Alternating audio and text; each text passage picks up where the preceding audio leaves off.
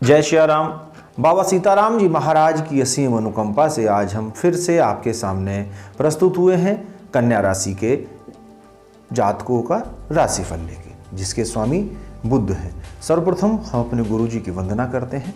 श्री गुरु चरण सरोज रज निज मन मुकुर सुधार, वरनहु रघुवर विमल यशु जोदायक फलचार।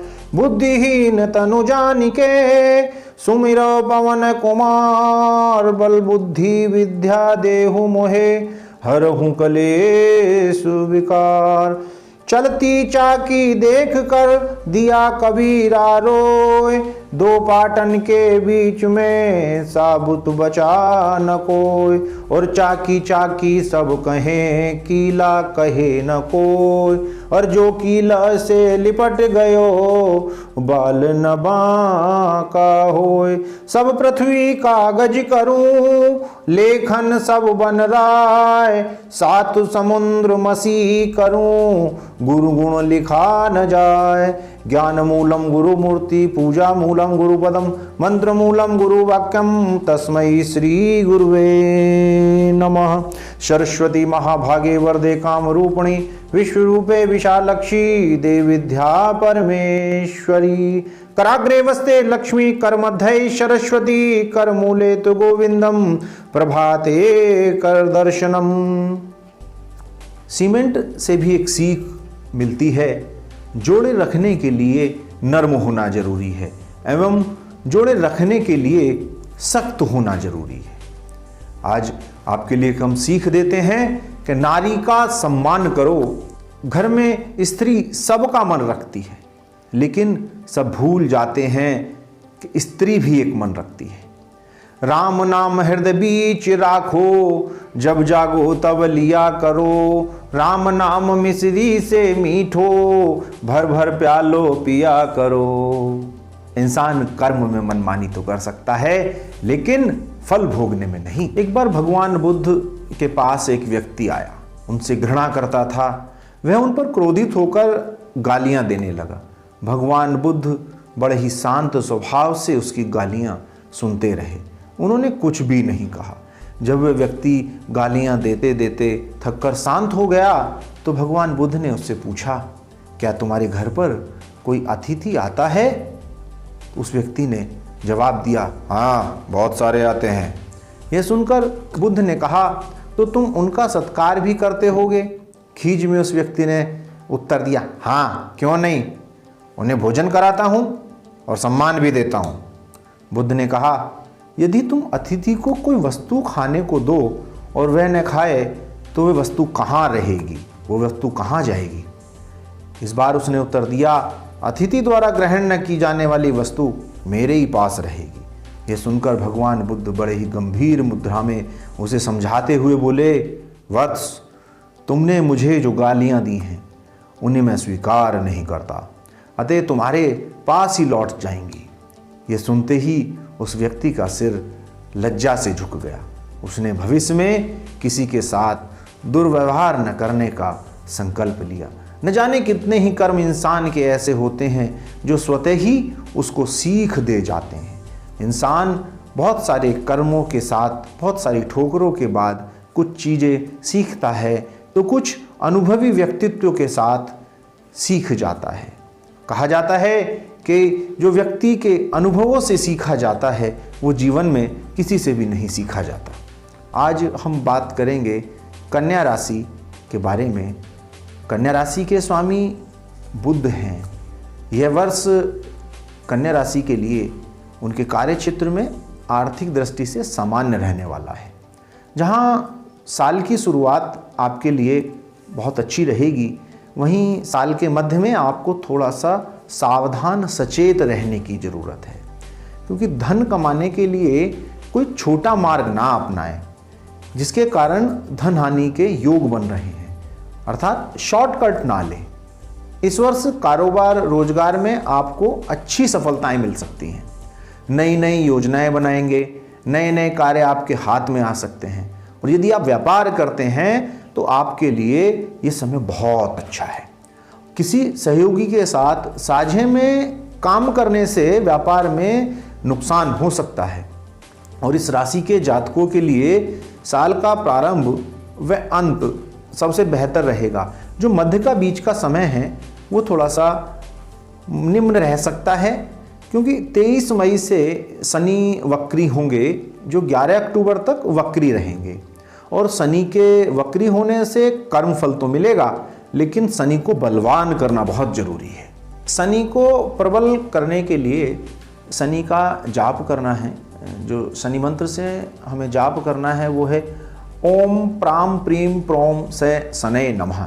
एक बार फिर उच्चारण करता हूँ, ओम प्राम प्रीम प्रोम से शनये नमः। ओम प्राम प्रीम प्रोम से शनये नमः। आप बीज मंत्र का भी उच्चारण कर सकते हैं। ओम से शनिश्चराय नमः, ओम से शनिश्चराय नमः, ओम से शनिश्चराय नमः।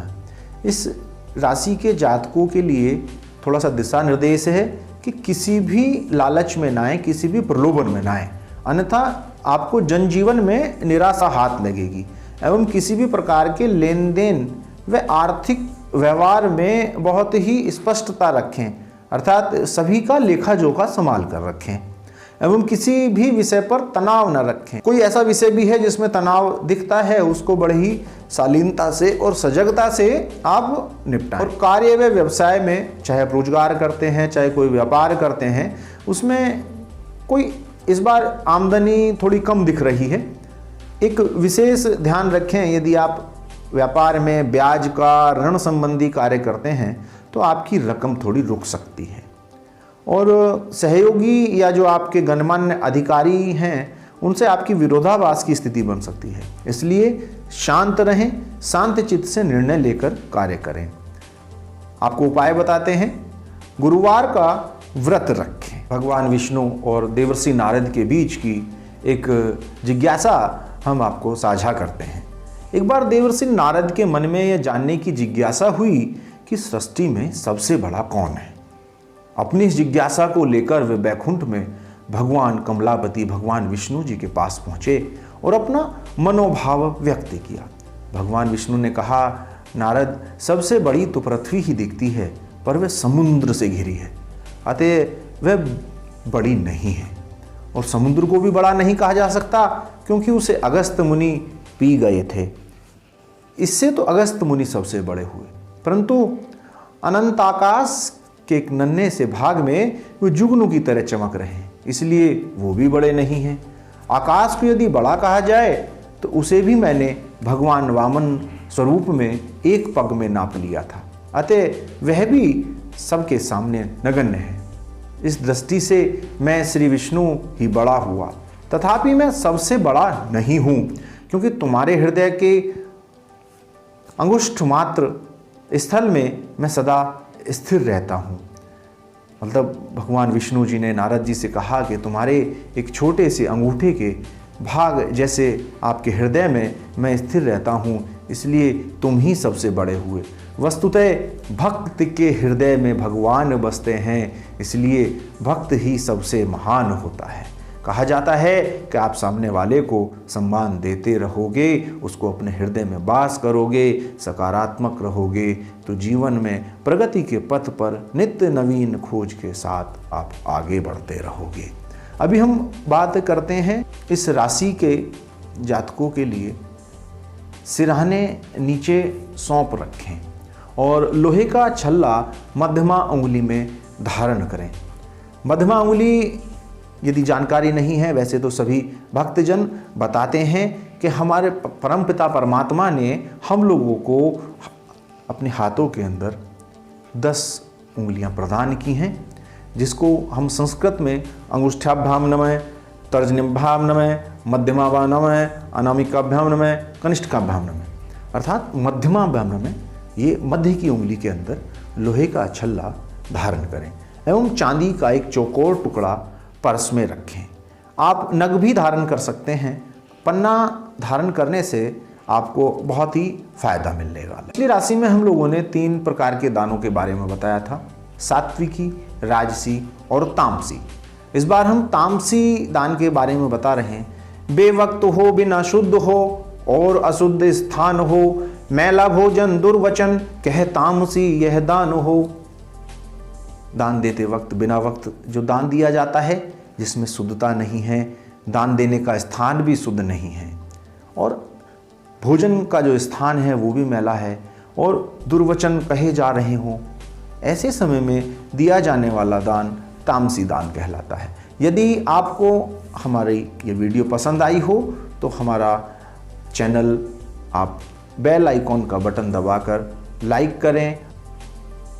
नई नई जानकारियाँ जानने के लिए आप चैनल को सब्सक्राइब करें। जय श्री राम, जय श्री